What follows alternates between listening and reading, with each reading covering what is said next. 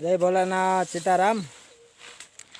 આ બધા લોકો હળગાવી દે આ પતરીને સેવડીની, પણ આપણે આનું ખાતર કરવાનું હોય. આગળ ખાતરમાં ખાજું તો ખરી ને, એમ તો દેશી ખેતી કરવી એટલે બધું મહેનત વાળું છે. એટલે આ આગળ આમ નાખશું કોવળ પાસે, એટલે આ પછી દટાઈ જાય એટલે આમાં ચોમાસે આપણે અમને માથે જીવામૃતનો એકાદું બેરલ બે બેરલ નાખી દઈએ એની માથે. એટલે આ પછી પોર પાછું આપણે તલનું વાવેતર કરવાની થાય તો આ કમ્પ્લેટ હળીને કમ્પ્લેટ બેક્ટેરિયામાં થઈ જાય. કારણ કે આમાં ગરપણ તો હોય જ સેવડીનું છે એટલે, અને બીજી વસ્તુ હોય તો ન હોય ગરપણ, પણ આમાં એવા બેક્ટેરિયા થાય એટલે ખેતીમાં કામે એવું દે ખાતર. અને બીજા નંબરમાં અને હળગાવાનું ન હોય. હળગાવો એટલે જ્યાં જમીનમાં બેક્ટેરિયા હોય એ મરી જાય અને તમારો કૂસો છે એ વેસ્ટ બળી જાય, એટલે ડબલ નુકસાની થાય. એટલે આમાં ખાતરેય થાય હળગાવો નહીં એટલે, ને જમીનમાં બેક્ટેરિયા છે એ મરે નહીં. એટલે બંને ત્યાં સુધી જમીનમાં કોઈ વસ્તુ હળગાવાય નહીં.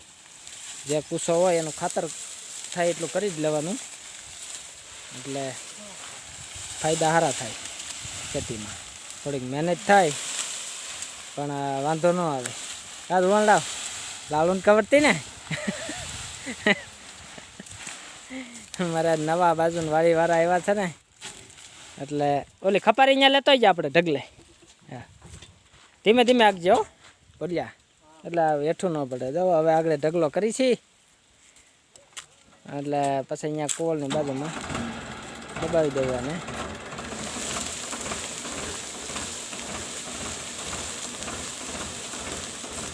કીધું અટાણમાં એક રાઉન્ડ મારી દઈ દવાનો મગમાં.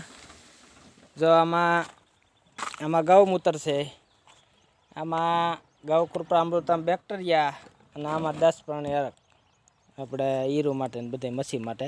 અને આજે સવારમાં પગમાં થોડુંક લાગી ગયું છે જો, એટલે દવા આપણાથી નથી છટાય એમ, કેમ કે ગૌમૂત્ર અડે એટલે બળે. એટલે અમારે ભાઈએ પંપ ઉપાડ્યો છે આજ ભણતા. હવે કેવી દવા નાખે છે જોઈએ આપણે. હાલો થાવ હાલતા નળી ઓછી રાખીએ, જે પહેલાં વહેલો છે જાઉં એવું છે બધું.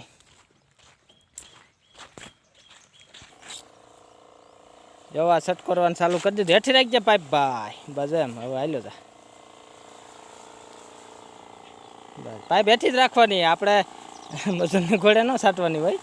બસ હા, હેઠી જ ભલે ભરાતી હાલે, બસ એ રીતે હાલ્યો તા. કારણ કે રાઉન્ડ હવે મારવો પડે, કારણ કે ફાલ 2 છે એટલે બીજો ત્રીજો રાઉન્ડ છે. અમુકના વીડિયા ન ઉતાર્યા હોય, અમુકના ઉતારી લઈએ. જો અડધી પણ એવી નરવી છે, થોડીક બીક લાગતી હતી શરૂઆતમાં. કીધું નહીં થાય, આપલવું જોઈએ, પણ આપણે ગૌ માતાની દયા ને કુદરતની દયા વાંધો ન આવ્યો. મહેનત કરી એ પ્રમાણે કુદરતે ફળ આપી દીધું કે વાંધો નથી. જો કેવા નરવા છોડવા છે, એમાં કાંઈ ઘટે નહીં. જો રોગે ઉડે છે છતાંય લાગતો નથી, પણ આ એટલા પ્રતાપ ગાઉના કે ખાઈ ન ઉગે. કારણ કે એવી વાસ બેસી જાય, આમાં રોગ ઉઠતો હોય બધું હોય. બીજા લોકો જોવે એટલે એમ થાય કે થાય જ નહીં, પણ આપણે કઠણ રહેવું પડે આમાં, તો વાંધો ન આવે. હાલે છે ને ફોર આમ સીધો રાખ દે ભૂલ્યા, બસ જોઈએ આમ. હા બસ આ રીતે હાલ્યો હતા બરોબર. હા જો મગમાં ફાલ લાગી ગયો છે હવે. એટલે હવે કારણ કે ગરમીનું વાતાવરણ હોય, લીરુનો પીરિયડ હોય જ આમાં. અને જવો હવે સોળીમાં ફૂલ દેખાય છે તમને, ન દેખાતા હોય સેટું છે એટલે. દૂધિયા કલરના, મગમાં પીળા કલરના, તલમાં સફેદ કલરના, માંડવીમાં પાછા પીળા કલરના, એકદમ બધા અલગ અલગ કુદરતે બનાવેલા ફૂલ. અને એમાં માખું અત્યારમાં આવી જાય આગળ 9 વાગ્યામાં મધમાખું, એટલે એને બેહવાની આમાં બહુ મજા આવે. કારણ કે આ બધું દેશી છટાતું હોય એટલે એને મરવાની તો કોઈ બીક જ ન હોય. કારણ કે નકર તો કેમિકલવાળામાં જાય તો અમુક બિચારી માખું અમુક ટેવાઈ ગયું હોય ન વાંધો, બાકી મરી જાય. અને જે આ મધ ઉછેર કેન્દ્ર છે એટલે એને પ્રાકૃતિક ખેતી હોય ત્યાં જ વધારે થાય, બાકી લગભગ એ માખું નકર મરી જાય. એટલે આપણે હવે વરદીમાં 1-2 પેટી મૂકવી છે, આપણે રાખવી છે અહીંયા. કારણ કે એનો મધ થાય, આમાં બધું કુદરતી રસ લઈ લઈને અને બધું ભેગું થાય એટલે અમુક વસ્તુ દવામાં બહુ કામ કરે. ઓરિજિનલ જે મધ છે ને એ દવામાં ખાવામાં બહુ અમુક રોગમાં કામ આવે. જો આ ચણાની સફાઈ હાલે છે, છોલે ચણાની જોવો નેચરલ છોલે ચણા છે, ગાય આધારિત પકવેલા.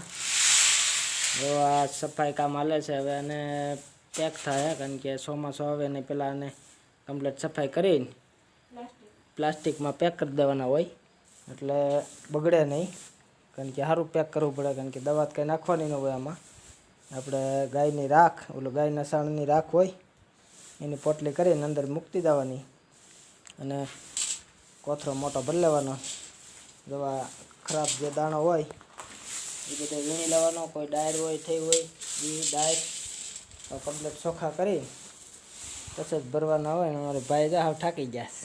આપણે દવાવાળા 500 ખાઈને એક મુઠ્ઠી ખાઈને તો એટલું પ્રોટીન મળી જાય. હા, એમાં પ્રોટીન ભરપૂર હોય કેમ કે ગાય આધારિત પકવેલા હોય એટલે એમાં કાંઈ ઘટે નહીં. જોવો દાણા જોવો, ઓલા તો કૂસો ખાઈ એવું થાય ને. ઓલા કૂસો ખાઈ ને આપણે સારું ખાઈ, હાસું ખાઈ. એટલે જોવો કોઈ ભાઈને લેવો હોય તો ફોન કરજો. આમાં આપણે નંબર છે ખાવા માટે. ગમે તે ગમે ત્યારે મળે, ગમે તે ફોન કરો કારણ કે આપણે પાસે વસ્તુ હોય જ એટલે ફોન કરવો.